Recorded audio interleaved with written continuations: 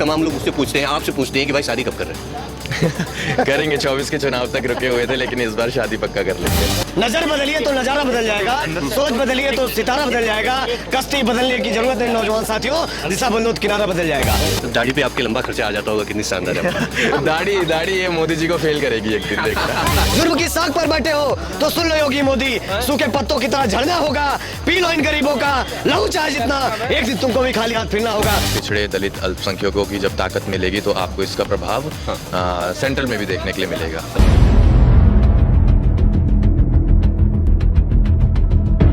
नमस्कार, मैं मोहित हूँ और यहाँ पर वो चेहरा खड़ा है जो बहुत ज्यादा सुर्खियों में रहता है। मैं बात करने की कोशिश करूंगा। गगन यादव जी, नाम बहुत सुर्खियों में रहता है, चर्चाओं में रहते हैं। आज समाजवादी पार्टी कार्यालय के बाहर कैसे पहुंचना हुआ? प्यार है आप लोगों का, अपनी ही पार्टी है और हम ये चाहते हैं कि अपने लोगों को हम लोग ताकत में लाएं। इसके लिए अगर अपनों के पास बार बार आना पड़ेगा तो हर बार आएंगे। अखिलेश यादव जी ने पीडीए बनाया जी। क्या लग रहा है ये ताकत 2024 के चुनाव में कुछ कर पाएगी? बहुत जरूर इसका असर आपको देखने के लिए मिलेगा। पिछड़े दलित अल्पसंख्यकों की जब ताकत मिलेगी तो आपको इसका प्रभाव सेंट्रल में भी देखने के लिए मिलेगा। अच्छा, तमाम यादव लोग ऐसे हैं जो आज बीजेपी के समर्थन में, बीजेपी का सपोर्ट कर रहे हैं, उन यादव को कैसे संभालेंगे आप लोग? देखिए, सुबह का भूला अगर शाम को घर लौट कर आ जाए तो उसे भूला नहीं कहता। हम चाहते हैं कि वो जल्दी घर लौट कर आए। नहीं आएंगे तो हम पीछे से काम कर रहे हैं, उन्हें खींच कर लेकर आएंगे। अच्छा, लेकिन बीजेपी कह रही है कि अब की बार 400 पार।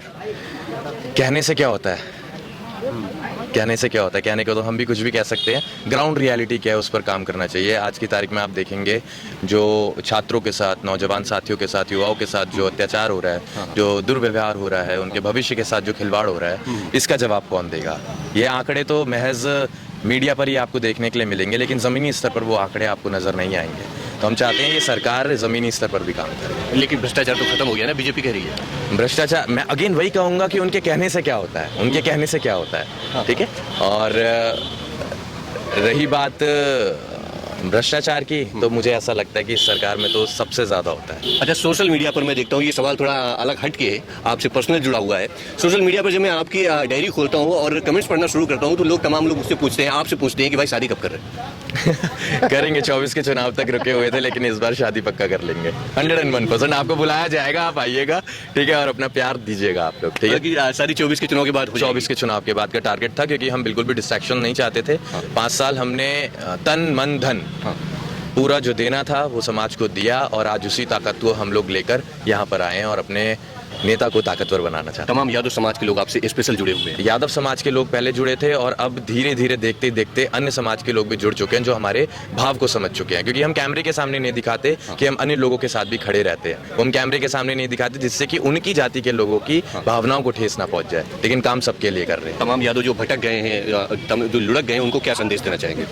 उनको सिर्फ यही कहना चाहेंगे कि एक गाना आया था, अपने तो अपने होते हैं, अपनों को मत छोड़िए, अपनों का साथ दीजिए और मिलकर चलिए, साथी हाथ बढ़ाना, एक अकेला थक जाएगा, मिलकर बोझ उठाना, ठीक है। तो अपने अभी जो हमारे संघर्षों के साथी जो हमारे नेता हैं, उनका बोझ उठाने का समय है और उसी बोझ को उठाने का हम लोग भी काम करेंगे। युवा है, ताकत है, हड्डियों में जान है, तो इसको हम गुलामी का रास्ता नहीं देना चाहेंगे, इसे हम संघर्ष का रास्ता देना चाहेंगे, और इसी वजह से हम आज यहाँ पर आए हुए। दाढ़ी पे आपके लंबा खर्चा आ जाता होगा, कितनी शानदार है। दाढ़ी ये मोदी जी को फेल करेगी एक दिन, देखना।